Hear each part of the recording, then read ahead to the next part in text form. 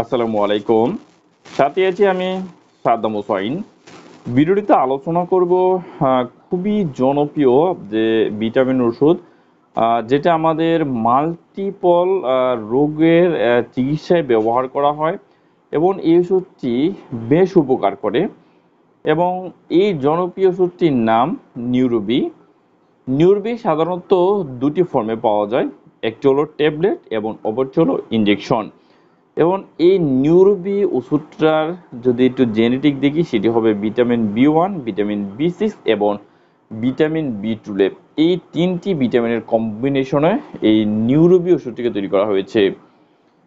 একটু উপাদান যদি দেখি অর্থাৎ এই তিনটা ভিটামিনের পরিমাণ কতটুকু থাকে, যদি ফিনকোডের ট্যাবলেটের কথা বলি সেখানে ভিটামিন বি1টা অর্থাৎ থায়ামিন মনোহাইড্রেটটা থাকে প্রায় 100 মিলিগ্রাম এবং ভিটামিন বি6 যেটি রয়েছে পাইরোডক্সিন হাইড্রোক্লোরাইড সেটা থাকে 200 মিলিগ্রাম এবং ভিটামিন বি12 যেটা অর্থাৎ সায়ানুকোব্লামিন সেটা থাকে 200 মাইক্রোগ্রাম।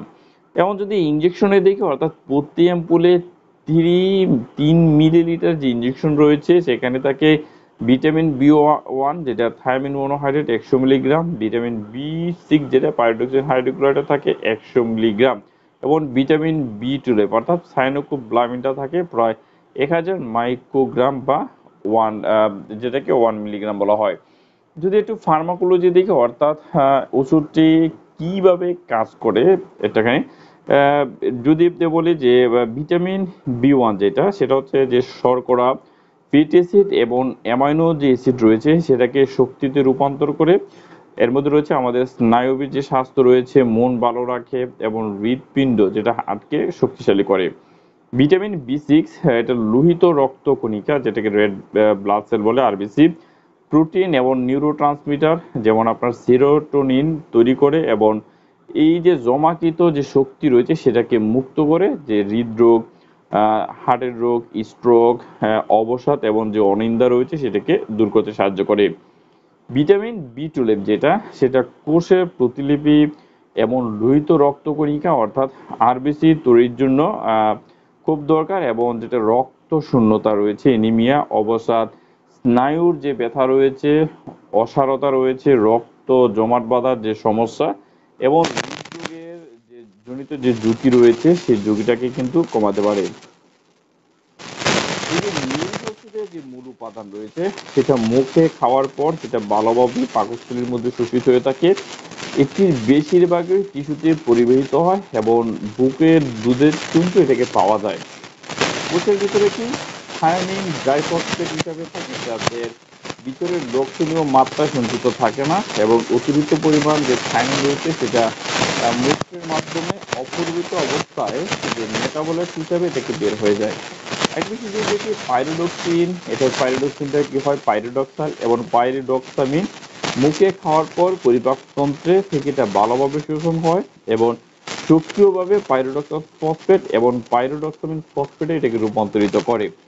এগুলো প্রধানত আমাদের যে লিভার রয়েছে যে যকৃত সেখানে সঞ্চিত অবস্থায় থাকে এবং সেখান থেকে জারিত হয়ে 4 পাইরোডক্সিক অ্যাসিড এবং অন্যান্য যে নিষ্ক্রিয় মেটাবলিক হিসাবে মূত্রের মাধ্যমে বের হয়ে যায়।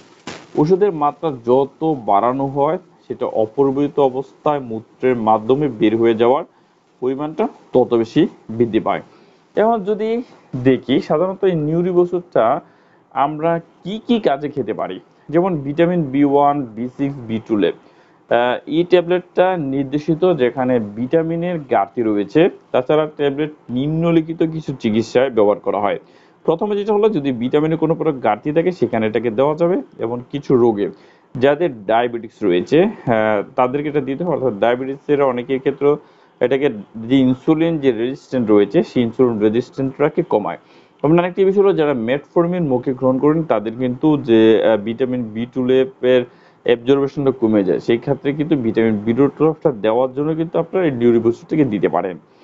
অ্যালকোহলিক বা টক্সিকো নিউরোপ্যাথির মতো দীর্ঘমেয়াদী যেমন নিউরোপ্যাথি রয়েছে, নিউরাইটিস রয়েছে, নিউরালজিয়া রয়েছে, তারপর রয়েছে আপনার সার্ভাইকেল সিনড্রোম রয়েছে, কাঁধে বা হাতের দীর্ঘমেয়াদী যে নিউরোপ্যাথি হতে পারে আমরা হচ্ছে যেটা লাম্বাগোতে বলি, সায়েন্ট্রিকা সায়াটিকাকে বলি, মায়ালজিয়া বলি, যে মাংসপেশির যে ব্যথা রয়েছে, ইন্টারকোস্টাল নিউরালজিয়া যদি থাকে, এবং হার্পিস জোস্টার রোগ যদি হয়, এবং ট্রাইজেমিনাল নিউরালজিয়া, আবার হচ্ছে মুখ পেশির অবসাদ, অর্থাৎ মুখের কোনো প্রকার মাংস যদি বা আমাদের গালের যদি কোনো টিস্যুর যদি অবসাদতা বা শক্তি কম থাকে, সেক্ষেত্রেও কিন্তু আমরা এই নিউরোবি ওষুধটি রয়েছে সেটাকে দিতে পারি। মাত্রা বা সেবনবিধি সেটা সাধারণত কি নিয়মে খাবে? যদি ট্যাবলেটের কথা বলি, যে ট্যাবলেটটা দিনে 1 থেকে 3টি করে ট্যাবলেট আপনি খেতে পারেন, অথবা একজন চিকিৎসকের পরামর্শ অনুসারেও আপনি খেতে পারেন। ইনজেকশন রয়েছে তীব্র রোগের ক্ষেত্রে দিনে 1টি অ্যাম্পুল, অর্থাৎ 1টি করে ইনজেকশন আপনার প্রতিদিন, উপসর্গ যতদিন পর্যন্ত না যায় ঠিক ততদিন পর্যন্ত আপনি চিকিৎসাটাকে চালিয়ে যেতে পারেন।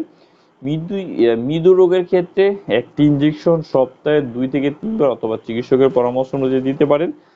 এম্পুল সাধারণত মাংসপেশিতে প্রয়োগ করা হয়ে থাকে। শিশুদের ক্ষেত্রে ব্যবহারটা, শিশুদের ব্যবহারের ক্ষেত্রে এর ওষুধের কোনো তথ্য পাওয়া যায়নি। ওষুধের সাথে মিতক্রিয়া কি করে থাকে? এখনো পর্যন্ত এই নিউরোবি ওষুধ অন্য কোনো ওষুধের সাথে মিতক্রিয়া করার যে কোনো প্রমাণ এখনো পর্যন্ত পাওয়া যায়নি।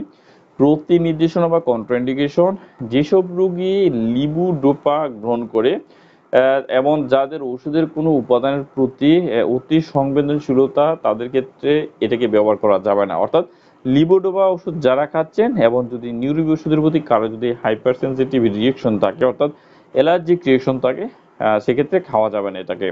পার্শ্ব প্রতিক্রিয়া হলো সাধারণত পার্শ্ব প্রতিক্রিয়া এটাতে করে না, কিছু কিছু ক্ষেত্রে অ্যালার্জিক প্রতিক্রিয়া তৈরি করতে পারে। গর্ভাবস্থা এবং স্তন্যদানকালে মুখে সেবনের যে ট্যাবলেট সেটাকে অনুমোদিত, অর্থাৎ খেতে পারে, কিন্তু ইনজেকশনের এর ব্যবহারটাকে বেনজাইল অ্যালকোহলের উপস্থিতির কারণে এটাকে অনুমোদন দেওয়া হয় না। সতর্কতা কি?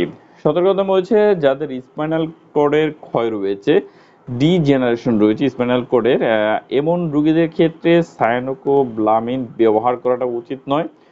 সায়ানোকোব্লামিনের উচ্চ প্লাজমার যে ঘনত্ব রয়েছে সেটা সংশ্লিষ্ট অপটিক নিউরোপ্যাথি চিকিৎসার জন্য ভিটামিন বি12 সায়ানোকোব্লামিনের যে মূলকটি সাধারণত উপযোগী নয়, এক্ষেত্রে দেওয়াটা উচিত নয়, না দেওয়া ভালো। যে অপটিক নিউরোপ্যাথির ক্ষেত্রে মাত্রাধিক্যতা বা ওভারডোজ, অনুমোদিত মাত্রায় তেমন কোনো মাত্রাধিক্যতাজনিত উপসর্গ দেখা যায় না। যদি জানা মতে মাত্রাধিক্যতা থাকে তাহলে লক্ষণ ভিত্তিক এবং যে সাহায্যকারী চিকিৎসা সেটাকে অবশ্যই নিতে হবে। থেরাপিউটিক ক্লাসের মধ্যে রয়েছে এটা স্পেসিফিক কম্বাইন্ড ভিটামিন প্রিপারেশন, এটা হচ্ছে ভ্যাকসিন, অ্যান্টিসেরা অথবা ইমিউনোগ্লোবিন হতে পারে। তাহলে সংরক্ষণ হচ্ছে যে একটা কথাই বলে যে প্রতিরোধ শিশুদের নাগালের বাইরে, আলো থেকে দূরে এবং 25°C তাপমাত্রার নিচে এবং শুষ্ক স্থান অবশ্যই আপনারা রাখবেন। তাহলে এ ছিল যে নিউরোবি ওষুধ নিয়ে বিস্তারিত আলোচনা, অর্থাৎ ওষুধটি এর কি কি উপাদান রয়েছে, সেটা কিভাবে কাজ করে এবং কি কি রোগে কাজ করে, সেটা খাওয়ার নিয়ম কি, এটা খাওয়ার ফলে কোনো ধরনের যে সমস্যা তৈরি হয় কিনা, কারাটাকে খেতে পারতেছে না, কাদের সাইড ইফেক্ট দেখায়, গর্ভ অবস্থায় স্তন্যদানে এটাকে খাওয়া যাবে কিনা, এবং আরেকটি বিষয় হলো যারা অতিরিক্ত মাত্রায় খান, খেয়ে ফেলেন, তাদের কি সমস্যা হতে পারে সে বিষয়টি নিয়ে বিস্তারিত আলোচনা। যদি ভিডিওটি আপনার ভালো লাগে অবশ্যই আপনি ভিডিওটিতে একটি লাইক করবেন, কমেন্টস করে আপনার মতামত দিতে পারেন, প্রশ্ন করতে পারেন। আমি চেষ্টা করব আপনাদের প্রতিটি প্রশ্নেরই উত্তর দেওয়ার জন্য। ভিডিওটিকে শেয়ার করে দেওয়ার জন্য অনুরোধ করছি, অবশ্যই ভিডিওটিকে শেয়ার করে দেবেন। পরবর্তী ভিডিও নিয়ে খুব শীঘ্রই ফিরে আসবো। সে পর্যন্ত ভালো থাকুন, সুস্থ থাকুন। আল্লাহ হাফেজ।